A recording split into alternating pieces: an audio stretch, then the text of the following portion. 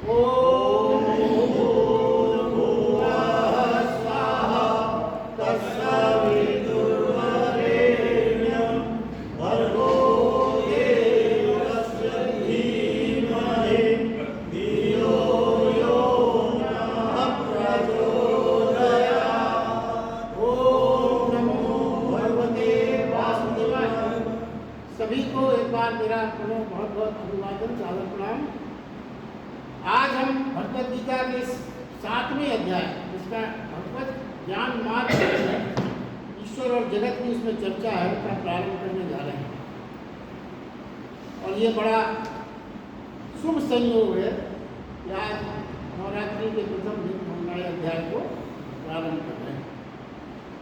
इस अध्याय के पहले श्लोक में भगवान श्री कृष्ण कहते हैं कि हे पार्थ, तू मेरे में अनन्य प्रेम से आसक्त हुआ मन वाला एवं पूर्णतः संशय रहित होकर अनन्य भाव से मेरे परायण योग में लगा हुआ होकर ही मेरे संपूर्ण विभूति, बल, ऐश्वर्य आदि गुणों को जान सके।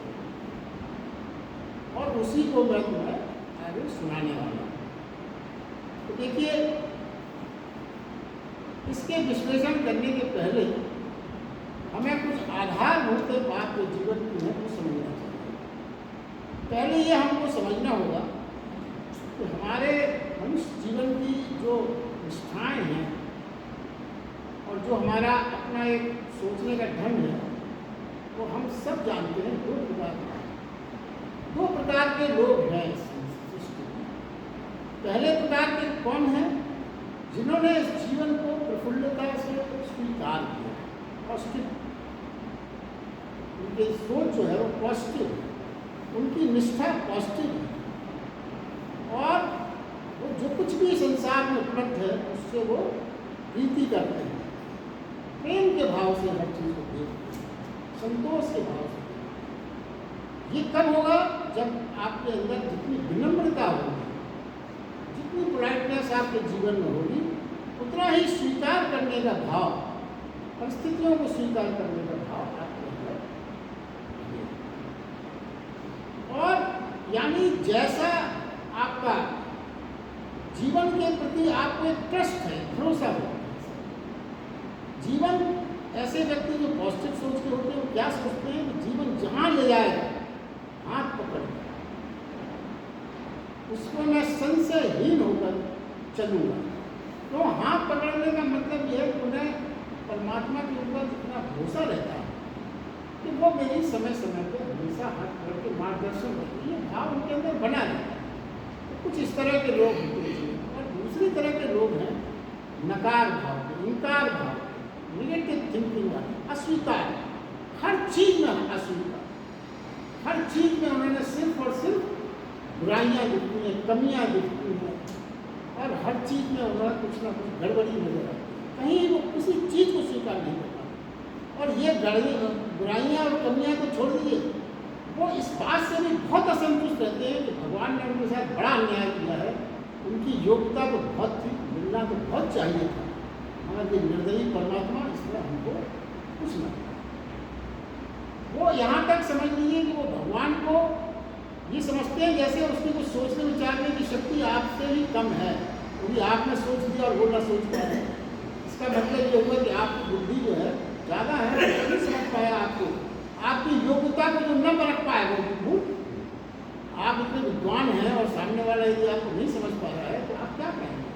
तो उसकी बुद्धि कम है, आपकी क्षमता को आने। तो ऐसे लोग हमेशा जो है निगेटिव थिंकिंग में रहते हैं। इस तरह से संसार का यदि हम वर्गीकरण करें तो ये दो वर्गीकरण ही पर्याप्त है इस समाज में, जो भी यहाँ पर प्राणी हैं उनके वर्गीकरण से किया। और कृष्ण भगवान फिर आगे जो कह रहे हैं वो ये कह रहे हैं कि मेरे प्रति अनन्य भाव से, मेरे प्रति प्रेम और श्रद्धा से भरा हो जो, देखिए वो सुनाने के पहले की ये शब्द है, वो कुछ बताने जा रहे हैं, मगर उसके पहले वो कहते हैं कि ये भाव जब हमें, जब ही तुम मेरी बात को कठिन हो जाएगा। क्योंकि जब तक आपका मन में किसी के बात सुनते हैं, आप उसको मानने का श्रद्धा भाव ना हो तो आप उसको ग्रहण नहीं कर पाते। गुरु हो आपका या कोई बड़ा हो या बुजुर्ग हो, पहली शर्त ही है कि आपको उसके प्रति श्रद्धा हो, विश्वास हो, आप उसका आदर करते हो, तभी उसकी बात आप मानेंगे, सुनेंगे, नहीं तो आप कैसे सुन पाएंगे। तो पहले वो ये कहते हैं अनन्य भाव। गीता में ये शब्द कई बार आया है और इस अनन्य भाव को पहले अच्छी तरह से समझना चाहिए। अनन्य भाव का मतलब अपन भाव से तो जानते हैं, अनन्य भाव, अनन्य जो शब्द लग गया अभी उसका मतलब समझना। देखिए, यदि इसको दूसरे ढंग से इसकी व्याख्या करें तो प्रेम, इस दुनिया में प्रेम सभी ने किया है, सभी जानते हैं प्रेम का अर्थ। और प्रेम भी अगर आप देखें तो प्रेम दो प्रकार के हैं, वो उसका भी वर्गीकरण यदि करते हैं। एक प्रेम ऐसा है जिसमें अन्य का भाव सर्वदा है, यानी दूसरा तो हमेशा रहेगा ही, आप चाहे किसी से कितना भी अधिक प्रेम करें।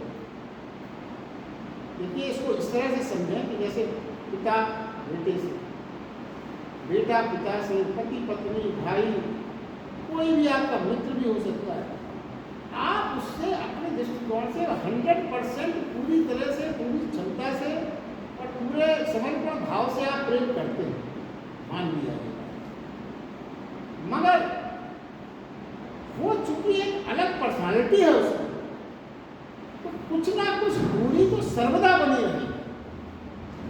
ये नहीं हो सकता, क्या नहीं हो सकता कि बेटा पिता हो जाए और पिता बेटा हो जाए, इतना एकीकरण नहीं हो सकता। यानी भेद तो कायम रहेगा ही, अलगाव थोड़ा सा तो हमेशा मौजूद रहना स्वाभाविक है, उसको आप देखिए, मित्र हो या पति पत्नी हो, कोई भी हो, मगर एक दूसरा तो रहता ही है। हाँ, ये बात जरूर है कि एक अदृश्य सी, बहुत झीनी सी, पतली सी, पारदर्शी दीवार होगी, मगर होगी, बहुत पतली सी हो सकती है दीवार, पारदर्शी हो सकती है, झीनी हो सकती है, मगर ऐसा नहीं हो सकता कि दूसरा बिल्कुल रहेगा, ये संभव है। तो ये प्रेम, इस प्रेम को पहले आप समझिए, तभी आपको फर्क महसूस होगा कि अनन्य भाव से प्रेम में क्या बताना चाहिए। तो देखिए, जो कृष्ण कहते हैं अनन्य भाव, अनन्य भाव का मतलब ये है कि दो ना रह जाएं, एक ही बचे। और आगे आध्यात्म तो भी आए कि दोनों ना बचे, मगर अभी फिलहाल आप ये समझें कि दो ना रह जाएं, एक ही बचे। अनन्य प्रेम से उनका तात्पर्य ऐसा समझ, तो ऐसा प्रेम में, और उसमें देखिए, आप अगर जीवन में जो अपन को हमेशा महसूस नहीं होता, मगर प्रार्थना और प्रेम, वो शब्द हमको कभी कभी एक से लगते हैं। प्रेम है तभी तो प्रार्थना कर रहे हैं, प्रार्थना कर रहे हैं तो प्रेम है, मगर दोनों में थोड़ा सा मौलिक अंतर है। प्रेम है जहाँ दोनों कायम हैं, जिससे आप प्रेम कर रहे हैं, आप और दूसरा दोनों मौजूद हैं, उसको तो प्रेम कहा जाएगा। और प्रार्थना में क्या है, प्रार्थना में दोनों लीन हो जाते हैं। भक्त और भगवान के जो बीच में, आगे इसका और आएगा, और अभी आप सूत्र के रूप में ये ध्यान रखें कि प्रार्थना में जब आप लीन होते हैं, दोनों लीन हो जाते हैं। अनन्य प्रेम, फिर आप समझें, अनन्य प्रेम जो है वो मात्र और मात्र परमात्मा से ही प्रेम, अन्य किसी से अनन्य प्रेम की संभावना नहीं है। किसी व्यक्ति के प्रति अनन्य प्रेम नहीं हो सकता, क्योंकि उसकी मौजूदगी हमेशा रहेगी, प्रेम में कोई कमी नहीं है, मगर एक दीवार जो बताया गया था वो हमेशा रहेगी, क्योंकि हर व्यक्ति की अपनी एक सीमा होती है। आपकी सीमा है और जिससे आप प्रेम करते हैं उसकी भी सीमा है, तो थोड़ी तो दूरी उस सीमा के कारण बनी ही रहेगी, मगर परमात्मा की कोई सीमा नहीं है, असीम है। देखिए, वेदांत में एक नया एक शब्द आता है, अद्भुत शब्द है वो, उसको कहते हैं अद्वैत। सुना निश्चित है, वो भी थोड़ा बहुत भी आध्यात्मिक चर्चा करते हैं। अद्वैत यानी ऐसी परम स्थिति कि एक भी नहीं, दोनों ना बचे, ऐसी स्थिति जहाँ दोनों ना बचे। अब ये नहीं कहता वेदांत के एक बचेगा, तो पहले कहा गया एक बचेगा, ये भी नहीं कहता तो दोनों न बचे। तो क्या हुआ, मतलब कि एक भी न बचे में, क्यों एक भी न बचे कहा गया? अद्वैत की परिभाषा में दोनों न बचे में कभी कभी हमको भ्रम हो जाता है कि दोनों ही नहीं बचेंगे तो रहेगा क्या? दोनों ही नहीं बचे तो मतलब ये तो बड़ा अजीब सा लगता है सुन के, अद्वैत में जो वेदांत में आया दोनों न बचे तो क्या मतलब सब कुछ बचेंगे? ऐसा नहीं। क्योंकि पहली बात ये समझो कि जो एक बचने की बात भी वेदांत ने अस्वीकार की है, वो इसलिए की है कि एक भी बचा रहा, एक तो एक में क्या है कि अगर एक भी बचा रहा तो वो हमारा मैं भी हो सकता है। दो में से एक कोई बचा रहा तो हो सकता है एक हमारा ही बचा रहा, एक बचा रहा तो वो हमारा अहंकार बच सकता है, इसकी संभावना है उसमें। यदि दोनों ना बचे तो निश्चित रूप से मैं तो विलीन हो जाएगा। जब भी नहीं बचे, दोनों नहीं बचे, ये बड़ी ये आध्यात्मिक चर्चा थोड़ी सी व्यवहारिक है, मगर थोड़ा सा इसको समझना पड़ता है। दोनों ना बचे तो एक बात तो ये पहले तय हो गई कि जब दोनों नहीं बचेंगे तो फिर हमारे मैं बचने की कोई संभावना नहीं बचेगी। और अगर एक बचा तो उसको कहेंगे एकत्व, एकत्व में आपका मैं बच सकता है, उसकी संभावना बनी हुई है। तो फिर अनन्य प्रेम का अर्थ क्या है? जो दोनों ना बचे तो बचता क्या? ये समझने की बात क्या है? न प्रेमी बचे न प्रेयसी बचे, तो फिर क्या बचे? बचे सिर्फ प्रेम। न प्रेमी बचे न प्रेयसी बचे, बचे सिर्फ प्रेम। ये बहुत बड़ा सिद्धांत है जीवन का। देखिए दोनों के बीच में जो है वही बचे, दोनों के बीच में क्या है? प्रेम है, वही बचे, सिर्फ दोनों खो जाए। ये जो सिद्धांत बताया गया है, पहले अपन ने चर्चा की है, सारे सृष्टि में आपका प्रेम विस्तार हो जाए, हर चीज हर जीवंत प्राणी को आप प्रेम की दृष्टि से देख सकें, तो जब ही संभव है जब आप इस चीज को समझें, अद्वैत की परिभाषा को समझें।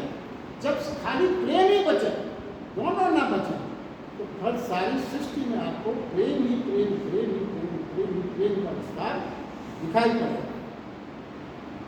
भगवान कृष्ण कहते हैं दोनों के बीच में जो है वही बचे, दोनों खो जाए। भगवान श्री कृष्ण कहते हैं ऐसा ही प्राणी योगी है। देखिए हमारी शंका क्या हो सकती है, हमारा डर ये हो सकता है कि दोनों मिट गए तो कुछ ना बचे, मगर समझेंगे दोनों मिट जाएंगे। देखिए एक और बहुत बड़ा आध्यात्मिक रहस्य है, वो ये कहते हैं, हम ये सोचते हैं कि दोनों ना बचेंगे तो हमें लगता है कि कुछ सब मिट जाएगा, कोई बचेगा नहीं। मगर वेदांत में ये कहा गया है कि जब दोनों मिट जाते हैं तभी उसका पता चलता है ये सब कुछ। ये सूत्र ये बहुत गहरा सूत्र, इसको आप बार बार समझें और बार बार इसका चिंतन करें। जब दोनों नहीं रहते, हमें दोनों मिट जाते हैं तब उसका पता चलता है जो सब कुछ। जब तक दोनों रहते हैं हमें उसका कुछ भी पता नहीं चलता जो है। ये बात समझने की। अनन्य प्रेम, अनन्य प्रेम पर क्या हुआ? न भक्त बचे न भगवान बचे, केवल भक्ति बचे। अनन्य प्रेम का मतलब है न भक्त बचे न भगवान बचे, सिर्फ भक्ति बचे। और आप अपने संतों को, क्या मीरा हो या कुछ भी हो, आप देखिए ये सब भक्ति दिखती है, सिर्फ भक्ति, किसी प्रकार का कोई बंधन नहीं हर तरफ। फिर क्या हुआ? वो ये आगे और समझे इस चीज को कि जब ऐसी घटना घट जाती है उस दिन ऐसा नहीं रह जाता कि वह रहा भगवान, वो रहा मंदिर, वहाँ भगवान, यहाँ भगवान, ना ना ना। फिर ऐसा होता है कोई ऐसा चेहरा नहीं जिसमें भगवान ना दिखे। इस स्थिति में अगर आप कोई हमारे पहुँचते तो ये कहते हैं कोई ऐसी जगह नहीं दिखेगी जहाँ भगवान ना हो, कोई ऐसा चेहरा नहीं दिखेगा जिसमें भगवान ना हो, कोई ऐसा पत्थर नहीं दिखेगा जिसमें आपको प्रतिमा के दर्शन ना हो, कोई ऐसा फूल, कोई ऐसा भोजन नहीं होगा जो नैवेद्य न हो। बहुत बड़ा दर्शन है, बहुत बड़ा आध्यात्मिक रस, और यहीं तक पहुँचने का भगवान को आह्वान है। कोई ऐसा भोजन नहीं, कोई ऐसी फूल नहीं जो नैवेद्य के रूप में आपको दर्शन से, हर भोजन आपको प्रसाद लगने लगे, हर पत्थर प्रतिमा लगने लगे, हर चेहरा भगवान लगने लगे। संसार में जहाँ भी आप जो भी देखेंगे वो सिर्फ भगवान ही भगवान आपको नजर आएगा। वो कब आएगा? जब सिर्फ भक्ति शेष रहेगा, न भगवान रहे न भक्त रहे, सिर्फ भक्ति शेष रहे, उस अवस्था की बात की है। अब दूसरा बिंदु वो कहते हैं इसमें असंशय निष्ठा। आपकी निष्ठा कैसा होनी चाहिए? असंशय निष्ठा। तो समझें, देखिए निष्ठा भी दो प्रकार की है व्यवहारिक जीवन में, एक ससंशय निष्ठा और एक निसंशय, बिना पूरी तरह से निष्ठा का संदेह रहित होना। तो देखिए विज्ञान में और जो भक्ति है उसमें क्या फर्क है कि विज्ञान में भी निष्ठा होती है। अगर निष्ठा नहीं होगी तो वैज्ञानिक खोज कैसे करेंगे? निष्ठा तो उसकी भी जुड़ी है ना, मगर वो निष्ठा क्या है? प्रयोग करता है, विश्वास है उसको, अभी तो प्रयोग करेगा वो, मगर संशय हमेशा कायम रहता है विज्ञान में। कैसा संशय काम रहता है? ये डाउट रहता है कि प्रयोग तो कर रहा हूँ, हो सकता है ये प्रयोग असफल हो।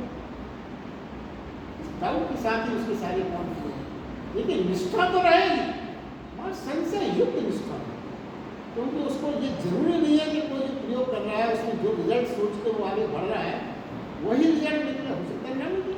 वैज्ञानिक की जो खोज है वो हमेशा डाउट में रहता है। तो ये जो निष्ठा है वो संशय सहित वाली निष्ठा है। और बिना संशय की निष्ठा क्या है?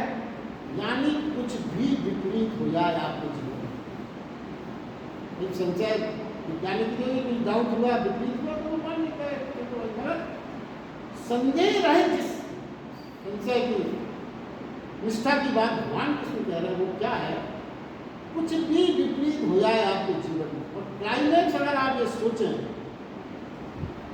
विपरीतता की, तो मान लीजिए आपको सूर्य ही दिखना बंद हो गया, इससे ज़्यादा विपरीत तो क्या हो सकता है? सूर्य ही नहीं है, समाप्त हो गया। आप अपना घर अभी जहाँ से आए मान लीजिए वो घर ही आपको वहाँ ना दिखे, ये विपरीत की पराकाष्ठा है। इससे ज़्यादा विपरीत क्या हो सकता है? आप अभी जिस मकान से आए लौट के जाएँ उस जगह आपको मकान ही ना दिखे, ऐसा भी कुछ हो जाए तो भी आपकी निष्ठा न हो, आप ये माने तो मेरी आँख खराब हो गई होगी, मैं भी भटक गया हूँ, अगर आपकी निष्ठा को नहीं है उस पर भी आप ये माने तो मेरी आंखों में कुछ या मैं भटक गया होगा रास्ता, ऐसा तो हो ही नहीं सकता, तब भी आपकी निष्ठा नहीं। दूसरों को कोई दोष ना दे, स्वयं मैं अपनी ही भूल हो जाए, कोई भी काम हो जाए दूसरों को दोष, अपन को हमेशा तैयार रहते हैं कि ठीक ना किसी के ऊपर फोड़े। कुछ भी गड़बड़ हुआ तो हमें हमेशा पहले इस बात की खोज रहती है अपनी गलती को हम कभी स्वीकार करेंगे, क्योंकि हमारा अहंकार कारण अहंकार है। हमारा अहंकार अपने को दोषी कैसे मान सकता? हमारे ऐसा विद्वान व्यक्ति समझदार व्यक्ति गलती कैसे कर सकता है? ये हम नहीं बोल रहे, आपका अहंकार, हमारा अहंकार पीछे खड़े हुए बोलता है अरे आपके इतने गलती दूसरा होगा, ये जितने भी कष्ट आ गए वो आपकी वजह से कुछ नहीं, उसकी वजह से, यही हम खोजते रहते हैं। तो जो ससंशय व्यक्ति है वो अपनी भूल हमेशा बाहर खोजेगा, और जो संशय रहित व्यक्ति है वो अपनी भूल हमेशा अपने भीतर खोजेगा। मौलिक है। देखिए धर्म के क्षेत्र में प्रवेश करना हो, यदि भगवान कृष्ण कहते हैं धर्म के क्षेत्र में यदि आपको प्रवेश करना हो तो स्वयं के मिटने की और स्वयं को मिटाने की सामर्थ्य चाहिए। स्वयं के मिटाने का मतलब तो नहीं आप अपना शरीर मिटा देना, स्वयं से मिटाने का मतलब अहम को, मैं को मिटाने का सामर्थ्य चाहिए। धर्म के क्षेत्र में प्रवेश करने की पहली मौलिक जो आवश्यकता है वो यही है कि आप मिटने को और स्वयं को मिटाने के लिए तैयार रहें। वो ये कहते हैं जब तक आप अपने को बचाते रहेंगे जब तक आप प्रवेश, जब तक आप अपने को बचाते रहेंगे अपने मैं को बचाते रहें। और मैं से मेरापन और मेरापन से अहंकार और उसी की सब माया है। मैं ही तो मेरापन को रचता है, और मेरापन जहाँ हुआ तो मेरा मेरा मेरा मेरा बहुत मेरा ही करते हैं और आप उसमें उलझे। तो ये कहते हैं कि पहले आपको अपने को बचाने की अगर आपने चेष्टा की तो आप धर्म के क्षेत्र में प्रवेश। देखिए श्री कृष्ण इसलिए कहते हैं, हे अर्जुन इतनी तैयारी कर ले पहले तू, फिर मुझे सुन। कितनी तैयारी कर ले, इतनी शर्त तो तुझे पूरी करना ही होगी। क्या? अनन्य भाव से भर जा, असंशय निष्ठा हो तेरी मुझ में, और तो ही तू मुझे सुन सकेगा। मैं तुझे जो रहस्य कहूंगा, क्यों क्यों उन्होंने ये तैयारी कराई? क्योंकि वो बता रहे हैं कि जो रहस्य मैं अब तुम्हें बताने जा रहा हूँ आगे, वो जो मैं तुम्हें कहूंगा वो बुद्धि के समक्ष नहीं कहता, मैं हृदय के समक्ष, हृदय के समक्ष ही खोला जा सकता है वो रहस्य। तर्क के सामने नहीं खोला जा सकता। तर्क से तो आप उसको बिल्कुल काट देंगे। बुद्धि तो आपकी उसको मानने के लिए कभी तैयार नहीं होगी। बुद्धि आप लगाओगे तो आपका अहंकार आ जाएगा, आप बिल्कुल रिएक्ट करोगे। क्या तो ये कहते हैं मैं तर्क और बुद्धि के सामने वो बात नहीं रखता हूँ, मैं तेरे हृदय के समक्ष मैं उसको खोलूंगा। हृदय के समक्ष ही तो बात खुल सकती है, इसलिए बुद्धि और तर्क से नहीं खुल सकती। तर्क के समक्ष नहीं खोले जा सकते वो बात। आंतरिक बातें जो होती हैं, पर्सनल और रहस्यपूर्ण बातें, वो केवल प्रेम में ही कही जाती है, विवादों में नहीं कही जाती। जीवन का मौलिक सिद्धांत आपने हमेशा महसूस किया। जो प्रेमपूर्ण आपकी आंतरिक बातें होंगी, जो आंतरिक चर्चा आपकी होगी, वो जिससे आपका प्रेम होगा उसी से तो आप कहोगे। जिससे विवाद होगा उससे आप अपनी पर्सनल बातें कैसे कह सकते हैं? विवादों में नहीं कही जा सकती। जीवन में यदि आपको गहरे सत्य हैं तो प्रेम में ही कहे जा सकते हैं। आपके जीवन में जो मौलिक सत्य हैं वो प्रेम में ही कहे जा सकते हैं, विवादों में नहीं कहे जा सकते। तभी बात कुछ तक पहुंच सकेगी, अन्यथा मेरा कहना व्यर्थ हो जाएगा। भगवान कृष्ण ने पहले श्लोक में ये बात कही, क्योंकि वो अर्जुन की मानसिकता बनाना चाहते हैं। दूसरे श्लोक में कहते हैं मैं तेरे लिए इस रहस्य को सहित तत्व ज्ञान को संपूर्णता से कहूंगा, जिसको जानकर संसार में कुछ भी जानने योग्य शेष नहीं है।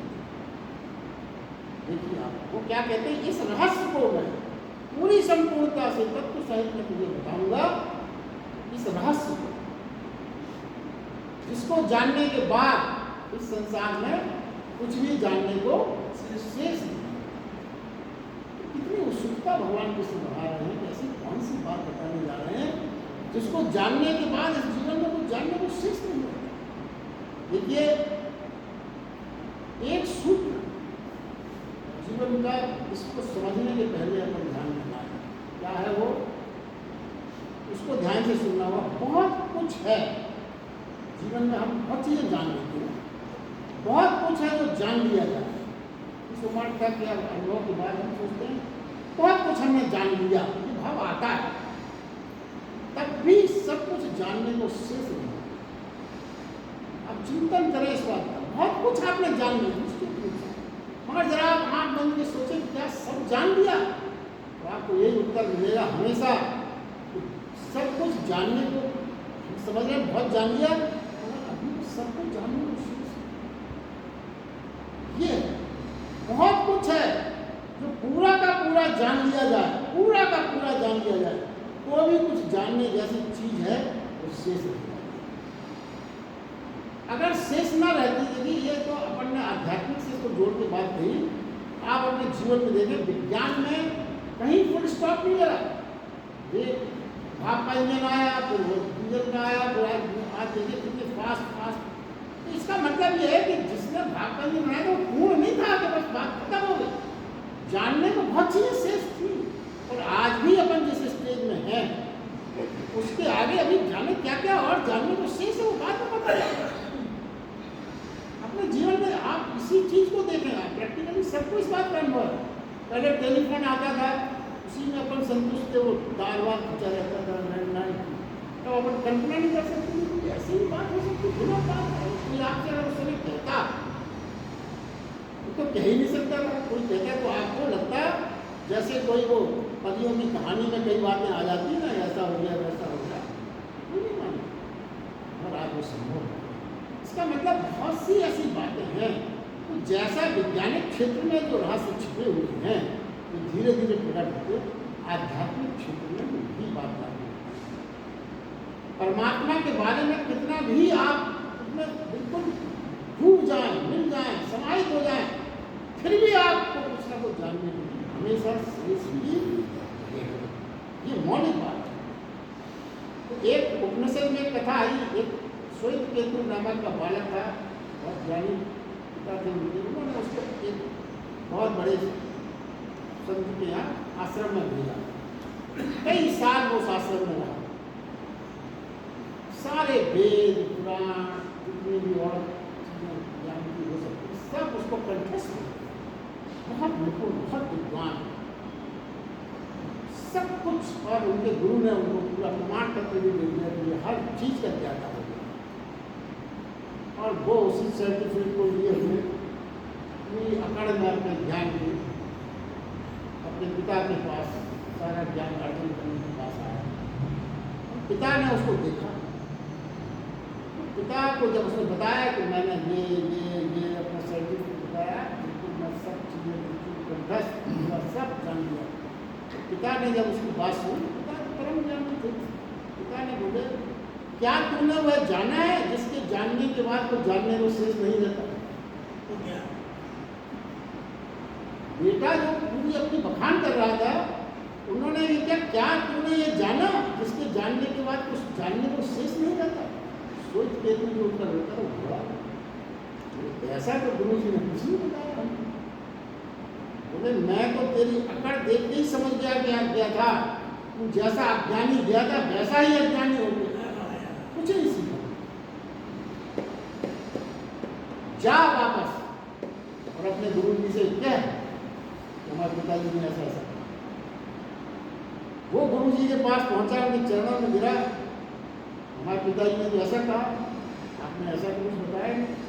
तो गुरु जी ने कहा मैंने हर चीज तुम्हें बोली सिखाई, तुमने सीखना चाहा, तूने मुझसे कभी ये पूछा ही नहीं कि मैं कौन हूं, ये बताई। तुमने कभी ये प्रश्न नहीं उठाया कि मैं कौन हूं, ये बताई।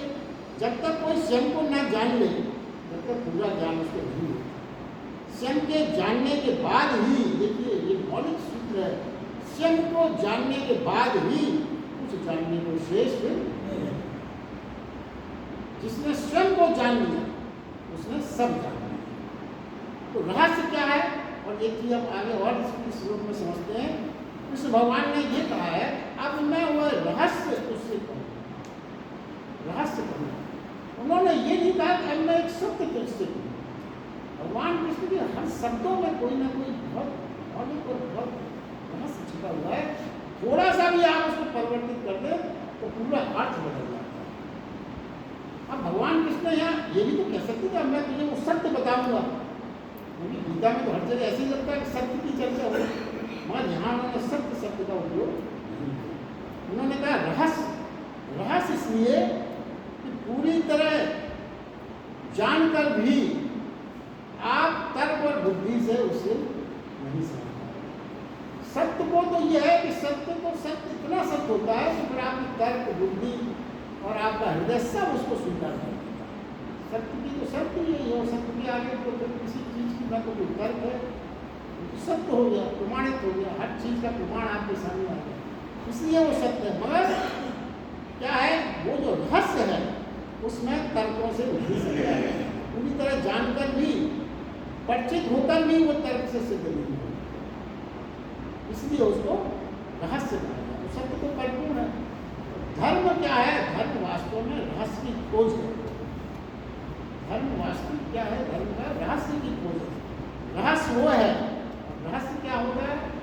रहस्य के बारे में यदि अपन समझें तो रहस्य वो है परमात्मा के द्वारा जो कहा जा रहा है, जिसमें अपन डूब को पूरे सकते हैं मगर उसको मुट्ठी में बंद करके नहीं। कोई प्रमाण नहीं है कि हमने रहस्य में डूबे, रहस्य को जान गए, पाल गए। आपसे कोई पूछे क्या पाया, तो आप दिखा नहीं सकते उसको, ये लो, ये मिट्टी में ये लो। वो तो आपने अनुभव किया, आप डूब सकते हैं, भावनात्मक रूप से आप डूब सकते हैं, पूरी तरह से डूब सकते हैं, आपका रोया रोया उसमें डूब सकता है। और कोई प्रमाण मांगे, पूछे क्या पाया, क्या रहस्य पाया, कुछ नहीं। मुट्ठी में वो आपको कुछ ना दिखेगा।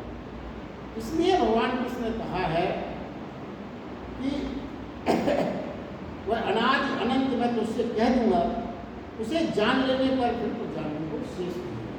ये दूसरे श्लोक में यहाँ तक बात है। तीसरे श्लोक में भगवान कृष्ण कहते हैं करोड़ों मनुष्यों में कोई एक मेरी प्राप्ति के लिए यत्न करे।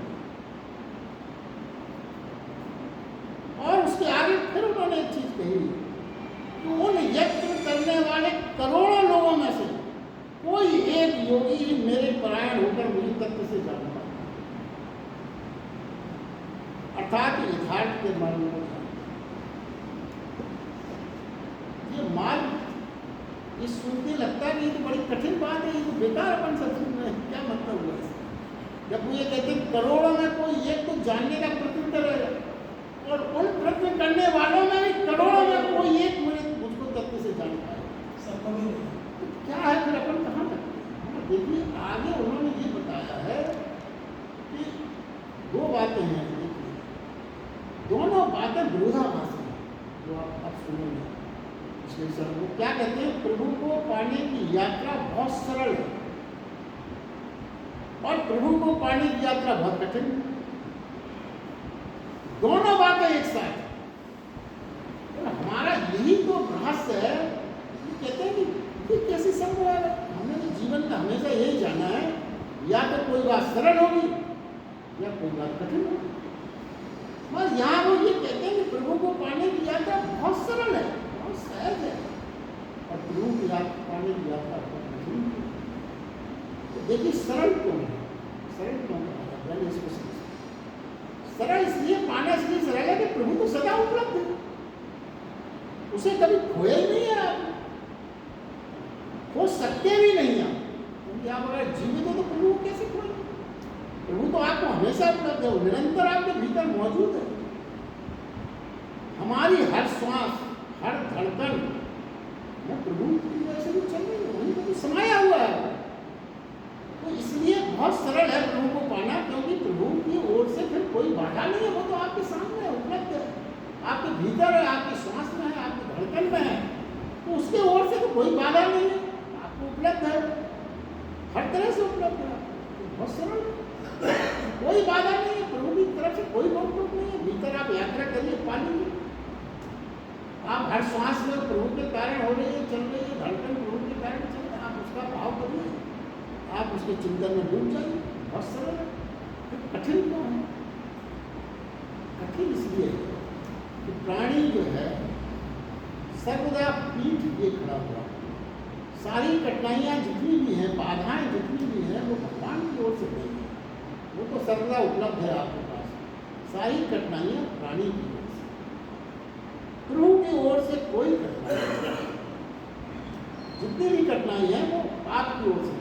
देखिए उसके तो मंदिर के द्वार खुले हैं, आप उसमें प्रवेश करने की जगह तब पीठ किए खड़े, पीठ किए नहीं खड़े हैं, आप उसके विपरीत दौड़ भी रहे हैं। क्योंकि ये दौड़ने का मतलब यहाँ ये नहीं है कि आप दर्शन कर रहे, आप तो सोचोगे मैं जाता हूँ मंदिर, ना, आप उससे ये समझें कि आप जीवन में क्या ऐसे काम नहीं कर रहे, सबके सब काम जो आपको प्रभु से दूर ले जाने वाले, मोह माया क्रोध ईर्ष्या द्वेष, ये सब आप कर रहे हैं। तो ये सभी तो पीठ की का मतलब यही है, आप सारे वो काम कर रहे हैं जो आपको मंदिर से दूर ले जा रहा है।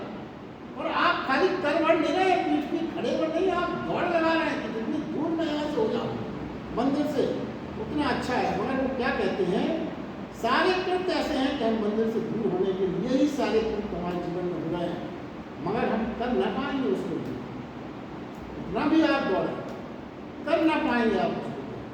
क्यों?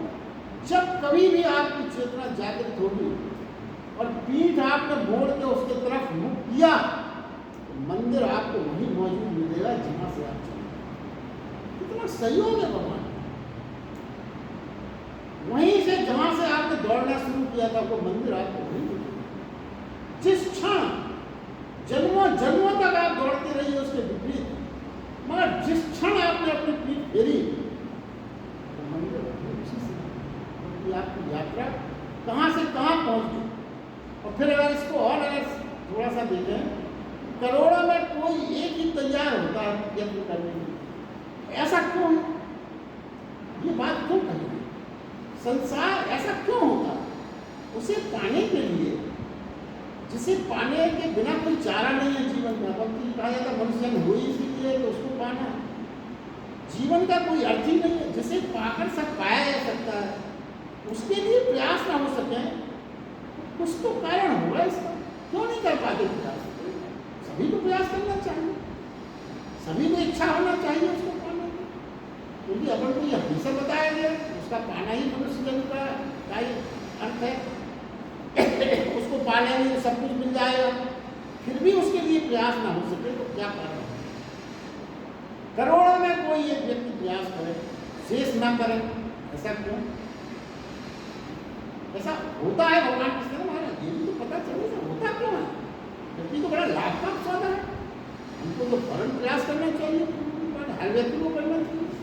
करोड़ों लोग क्यों करते हैं, बाकी लोग क्यों नहीं करते? देखिए, जबकि परमात्मा को आनंद है, जीवन है, अमृत है, फिर ऐसा क्यों होता है? ऐसा क्यों होता है? तो बहुत से लोग ही प्रयास ही नहीं करते। इसे समझना होगा, ऐसा क्यों है, कारण क्या है, इसके पीछे क्या रहस्य, इसको जानना है।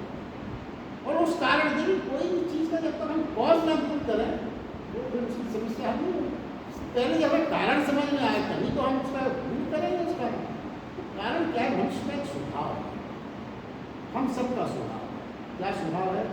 जो मिला हुआ है, जो मिला हुआ है बहुत सरलता से, आसानी से हमारा मन उसे पाने की चेष्टा क्यों करे? जो हमें मिला हुआ ही है, हमेशा हमारे पास है, उसी को पाने की हम चेष्टा क्यों करें? वो तो मिला ही हुआ है, उसको क्या करना हमें चेष्टा करें।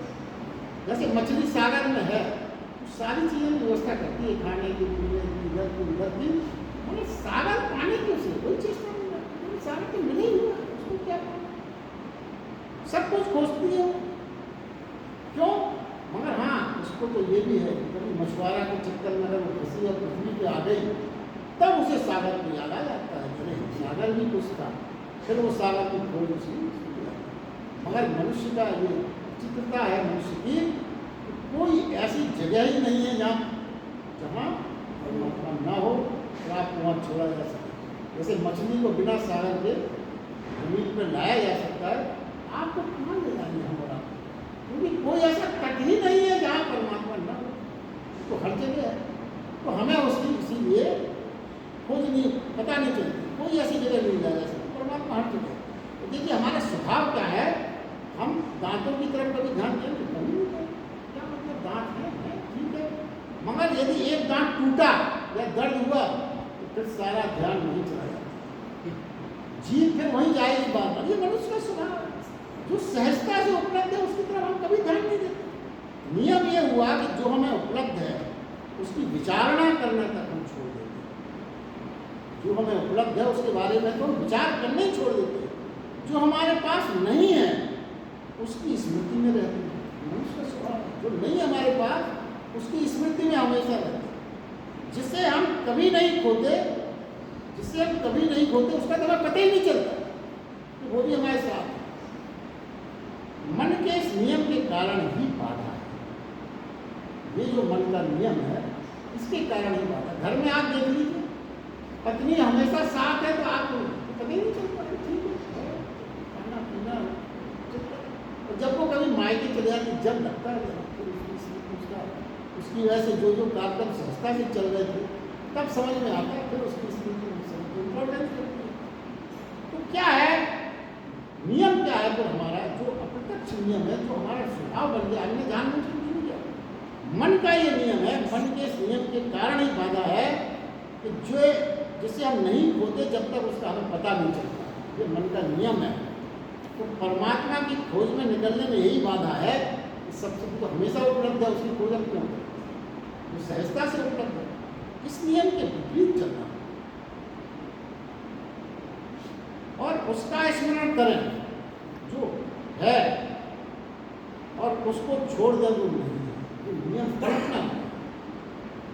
उसी का स्मरण करें जिसके पास आप हैं, जो आपको उपलब्ध है। जबकि मन क्या करता है? उल्टा करता है। तो इस उल्टे को ही सीधा करना पड़ेगा। उसी का स्मरण करें जो है, जो नहीं है उसको विसार दें। ये नियम, मन के नियम के विपरीत आचरण हमको करना है। ये नियम बदलना होगा। अभी मन अपना क्या है? गड्ढों की तरफ जाता है, तो भाव गड्ढों की तरफ होता है। अब मन को क्या करना पड़ेगा? मन को शिखर की ओर अधोगति, तो मन अधोगति तो फौरन अट्रैक्ट हो जाते हैं, पर्वतों की ओर दौड़ना पड़ेगा। अधोगति से ऊर्ध्व गति मन की करना पड़ेगा। अब ये परिवर्तन होगा कैसे? तो देखिए, परिवर्तन होने के लिए एक बात का अगर अभ्यास करें तो ये परिवर्तन सोचने में बहुत कठिन लगता है, मगर ये परिवर्तन उतना कठिन है नहीं। उसके लिए क्या करना पड़ेगा? जिंदगी में हमें बहुत कुछ मिला, बहुत कुछ मिला। ऐसा नहीं कि आपको कुछ नहीं मिला, बहुत कुछ मिला। उसमें आनंद, संतोष, कृतज्ञता का अनुभव, जो कुछ मिला हुआ उसमें आनंद का, कृतज्ञता का भाव लाए। जो है उसे देखें, जो नहीं है उसे छोड़ें। जो है आपके पास उसको देखने का अभ्यास करें, जो नहीं है उसे छोड़ें।